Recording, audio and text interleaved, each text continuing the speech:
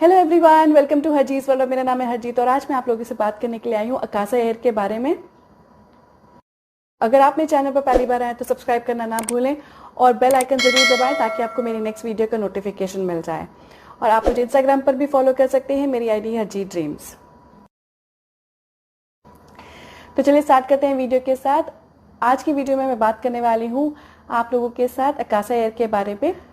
आप में से बहुत से लोगों ने अकासा एयर के लिए अप्लाई किया। किसी ने ग्राउंड स्टाफ के लिए, किसी ने कैबिन क्रू के लिए, किसी ने सीनियर कैबिन क्रू के लिए और किसी ने आईएफएम के लिए अप्लाई किया है। तो आप में से बहुत से लोगों को ईमेल आया है असेसमेंट करने के लिए। आप में से बहुत से लोग कंफ्यूज हैं कि आप फ्रेशर हैं लेकिन आपको सीनियर कैबिन क्रू के असेसमेंट का ईमेल आया है।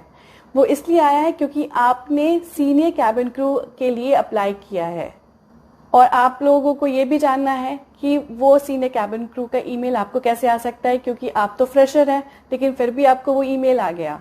ये ईमेल कैसे आ सकता है आप लोगों को, राइट? अब मैं आपको ये एक्सप्लेन करना चाहती हूँ कि आपको ये ईमेल कैसे आया।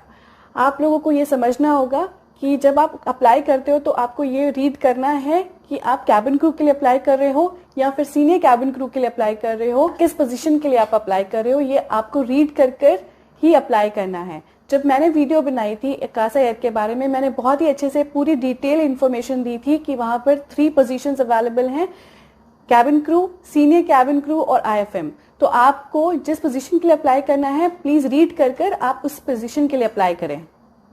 और उसमें मैंने आपको बहुत अच्छे से ये भी बताया था कि एलिजिबिलिटी क्राइटेरिया क्या है, कैबिन क्रू के लिए एलिजिबिलिटी क्राइटेरिया क्या है, सीनियर कैबिन क्रू के लिए एलिजिबिलिटी क्राइटेरिया क्या है और आईएफएम के लिए क्या क्राइटेरिया है। लेकिन फिर भी आप में से बहुत से लोगों ने कैबिन क्रू के लिए, सीनियर कैबिन क्रू के लिए या फिर आईएफएम के लिए अप्लाई कर दिया है और आपको उसके लिए सीनियर कैबिन क्रू या फिर आईएफएम के लिए असेसमेंट आ गया। आपको ये जानना है कि इस सिचुएशन में आपको क्या करना चाहिए।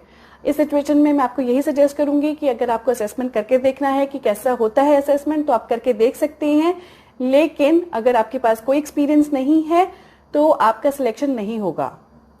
Because they have clearly mentioned कि उनका एलिजिबिलिटी क्राइटेरिया उन्होंने बहुत ही क्लियरली मेंशन किया था जब उन्होंने ये वैकेंसी ओपन की थी। तो मैं इसके बारे में थोड़ी और इन्फॉर्मेशन आप लोगों के साथ शेयर करना चाहती हूँ। मीन्स इस वैकेंसी से रिलेटेड मैं आपके साथ कुछ इन्फॉर्मेशन शेयर करना चाहती हूँ कि जब आप किसी भी वैकेंसी के लिए अप्लाई करते हो, वो कोई भी वैकेंसी हो, आप लोगों को ये जरूर देखना है कि उस वैकेंसी के लिए एलिजिबिलिटी क्राइटेरिया क्या है, क्या आप उस एलिजिबिलिटी क्राइटेरिया में मैच करते हैं उसको। अगर आप वो क्राइटेरिया मैच करते हैं तभी आपको उस जॉब के लिए अप्लाई करना चाहिए। आप लोगों का कंफ्यूजन था कि आप लोगों को ये ईमेल कैसे आ सकता है, अगर आप फ्रेशर हैं तो आपको ये ईमेल कैसे आया। अब मैं आपको ये एक्सप्लेन करती हूँ कि आपको ये ईमेल कैसे आ सकता है। अब मैं आपको एक्सप्लेन करती हूँ कि ये कैसे वर्क करता है। इस वैकेंसी के लिए आप में से बहुत से लोगों ने बहुत सारे यूट्यूबर्स से देखा होगा, मैंने भी ये वीडियो डाली थी और भी बहुत सारे यूट्यूबर्स ने डाला, उन्होंने और भी प्रमोशन किया होगा इस वैकेंसी के बारे में। एयरलाइन ने खुद बहुत सारा प्रमोशन किया होगा और that's how everybody came to know about this vacancy. तो इस वैकेंसी के लिए जब पता चला लोगों को तो बहुत से लोगों ने अप्लाई किया। हो सकता है 50,000 लोगों ने अप्लाई किया, हो सकता है 1 लाख लोगों ने अप्लाई किया हो। तो ये नंबर नहीं पता है कि कितने लोगों ने अप्लाई किया, बट डेफिनेटली बहुत बड़े नंबर में लोगों ने अप्लाई किया होगा। तो लेट मी एक्सप्लेन कि ये कैसे काम करता है। जब कोई वैकेंसी ओपन होती है तो वहां पर इतने बड़ा नंबर में कोई मैनुअली नहीं, प्रैक्टिकली पॉसिबल नहीं है कि कोई मैनुअली आपके एप्लीकेशंस को देखे। तो सॉफ्टवेयर के थ्रू ये एप्लीकेशन शॉर्टलिस्टेड होती है। तो अगर आपका जो सीवी में मेंशन किया है और आपका क्राइटेरिया उस वैकेंसी से रिलेटेड मैच करता है तो आप शॉर्टलिस्ट होंगे। अब मैं आपको अकासा का एग्जांपल देते हुए बताती हूँ। तो इतनी सारी एप्लीकेशंस आई थी तो एक सॉफ्टवेयर था जिसने आप लोगों की एप्लीकेशंस को शॉर्टलिस्ट किया और उसे नहीं पता कि आप फ्रेशर हैं कि आप एक्सपीरियंस्ड हैं। आपने जिस भी वैकेंसी के लिए अप्लाई किया उन्होंने आपके सीवी से मैच किया और आपको शॉर्टलिस्ट कर लिया और इस ऐसे आपको एक असेसमेंट आ गया। अब असेसमेंट के जब आपका असेसमेंट हो जाएगा तो वो भी एक सॉफ्टवेयर के थ्रू ही शॉर्टलिस्ट होगा। जब सब बहुत स्मॉल नंबर हो जाएगा तब कोई मैनुअली आपकी सीवी को देखेगा और आपके असेसमेंट को देखेगा कि आपने असेसमेंट कैसा किया और आपका सीवी मैच करेगा, और उसके बाद आपको इनविटेशन भेजा जाएगा इंटरव्यू के लिए। That's how the system works. तो मैं ये सारे प्रोसेस के थ्रू आप लोगों को सिर्फ इतना समझाना चाहती हूँ कि आपको असेसमेंट इस तरीके से आया। वहां पर कोई नहीं था जिन्होंने देखा आपका सीवी और आपको इनवाइट किया। तो नेक्स्ट टाइम अगर आप कोई भी वैकेंसी के लिए अप्लाई करते हो तो आपको ये बात समझनी होगी कि वहां पर समटाइम्स कोई मैनुअली नहीं देखता है। इतने बड़ा नंबर होता है तो कोई मैनुअली देखने के लिए पॉसिबल नहीं है कि वो आपका ये सीवी चेक करे और मैच करे कि आप फ्रेशर हैं, कि आप एक्सपीरियंस हैं, और आपने फ्रेशर थे इसलिए फिर भी आपको असेसमेंट के लिए इनविटेशन भेज दिया। तो आज मुझे आप लोगों से एक और बात करनी है कि आप में से बहुत से लोग जब मुझसे बात करते हैं या इंटरैक्ट करते हैं या कमेंट्स लिखते हैं या फिर मैसेजेस भेजते हैं मुझे, तो सब लोग ये मोस्ट ऑफ यू ये लिखते हैं कि मैम मैं फ्रेशर हूँ, प्लीज़ मुझे आप ये आंसर बता दीजिए या फिर मुझे ये बता दीजिए क्योंकि मैं फ्रेशर हूँ और मैं तो फ्रेशर हूँ, मुझे ये इनविटेशन कैसे आ सकता है। तो आज मैं आप लोगों को ये बताना चाहती हूँ कि आप अगर कैबिन क्रू की जॉब के लिए अप्लाई कर रहे हो तो इसका ये मतलब है कि आप मेंटली और फिजिकली रेडी हैं जॉब करने के लिए, इंटरव्यूज फेस करने के लिए। तो अगर आप प्रिपेयर्ड हैं तभी आप अप्लाई कर रहे हैं। जब आप इंटरव्यू के लिए जाएंगे, अगर आप किसी को भी बोलेंगे कि मैं फ्रेशर हूँ मैम, इसीलिए मुझे ये नहीं पता मैम, मुझे ये नहीं पता, तो कोई ये कैबिन क्रू तो छोड़िए, आपको कोई भी और भी कंपनी हायर नहीं करेगी अगर आप ये बात कहेंगे। तो आप लोगों को ये समझना होगा कि अगर आप कैबिन क्रू के लिए अप्लाई कर रहे हैं तो आपको वो क्यों हायर करें। तो आपको अपनी कैपेबिलिटीज खुद से ढूंढनी होगी। आपको कोई बता नहीं सकता कि आप क्या कर सकते हैं, क्या नहीं कर सकते। ये आपको खुद पता करना है कि आप कितने कैपेबल हैं, आपको क्यों कोई हायर करे, आपको क्यों कोई जॉब पे रखे। आज आप लोगों को अजीब सा लग रहा होगा कि मैं क्या बात कर रही हूँ, लेकिन यही सच है। अगर आपको ये लगता है कि 12th पास करने के बाद अगर आप अच्छी सैलरी पाना चाहते हैं, अगर आपको अच्छी सैलरी चाहिए, तो आपको प्रूफ भी करना होगा कि आपको वो जॉब के लिए कोई क्यों हायर करे, आपको क्यों वो जॉब मिलनी चाहिए, आपको वो कोई क्यों इतनी बड़ी सैलरी दे।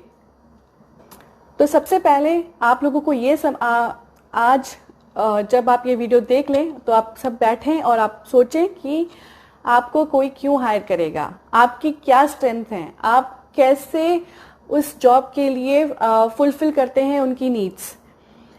कैबिन क्रू के लिए इतना बड़ा कंपटीशन है, इतनी अच्छी सैलरी है, तो ऑब्वियसली कंपटीशन भी उतना ही बड़ा है। तो आप लोगों को अपने आप को प्रिपेयर करना चाहिए कि कैसे आप वो पूरे कंपटीशन को, अपने इतने सारे लोगों को पीछे छोड़कर आपको वो जॉब क्यों मिले।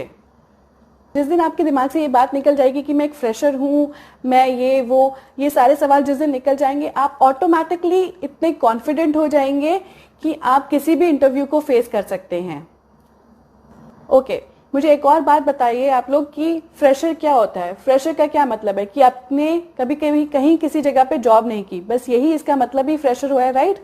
तो अगर आपने जॉब नहीं करी लेकिन आपके पास लाइफ का एक्सपीरियंस तो है, आपने इतने साल स्कूल में पढ़ाई करी, उसके बाद कॉलेज देखा और कॉलेज में भी आपने के पास इतना सारा एक्सपीरियंस मिला, आप शॉप्स में जाते हो, आपको कस्टमर सर्विस का एक्सपीरियंस वहीं पर हो जाता है, आप इतनी जगह शॉपिंग करते हो, ऑनलाइन शॉपिंग करते हो, स्टोर्स में जाके शॉपिंग करते हो, तो आपके पास आप उनको देखते हो कि वो भी कस्टमर सर्विस में काम कर रहे हैं। तो आपने उनसे इंटरेक्ट किया होगा, आप लोगों ने देखा होगा कि वो आपको कैसी सर्विस दे रहे हैं, कभी कहीं पर गुड सर्विस, कहीं पर बैड सर्विस। अगर आपको गुड सर्विस मिली है तो आपने कभी फीडबैक भी दिया होगा, रेस्टोरेंट में खाना भी खाया होगा, तो वहां पर भी एक कस्टमर सर्विस है। और आपने अगर कहीं कॉल सेंटर में कॉल किया है कभी, तो कॉल सेंटर वालों से बात की होगी, तो वहां से भी वो भी एक कस्टमर सर्विस एक्सपीरियंस है। ओके, मैं मानती हूँ कि आप लोगों ने जॉब नहीं करी लेकिन यहाँ ये सब चीजें एक्सपीरियंस तो की है, तो वहां से आपने कुछ ना कुछ तो जरूर सीखा होगा। अगर कोई इंटरव्यू में आपसे पूछता है कि कस्टमर सर्विस से रिलेटेड कोई एक्सपीरियंस बताइए, तो अगर आपने कभी जॉब नहीं करी, आपको एक्सपीरियंस नहीं है वहां पे जॉब करने का, लेकिन आपने कभी कस्टमर सर्विस से बात करी है, तो आप वो एक्सपीरियंस शेयर कर सकते हैं। आपने स्टोर में कभी कुछ बाय किया था तो आप वो एक्सपीरियंस शेयर कर सकते हैं, गुड या बैड जो भी आपको एक्सपीरियंस था। आपने रेस्टोरेंट में खाना खाया है तो आप वो एक्सपीरियंस शेयर कर सकते हैं कि आपको वो सर्विस पसंद आई थी, आप वहां कभी घूमने गए थे, किसी और डेस्टिनेशन में घूमने गए थे, वहां पे होटल में स्टे किया होगा, तो वो एक्सपीरियंस आप शेयर कर सकते हैं। आप an number of experiences share कर सकते हैं अपनी लाइफ के बारे में।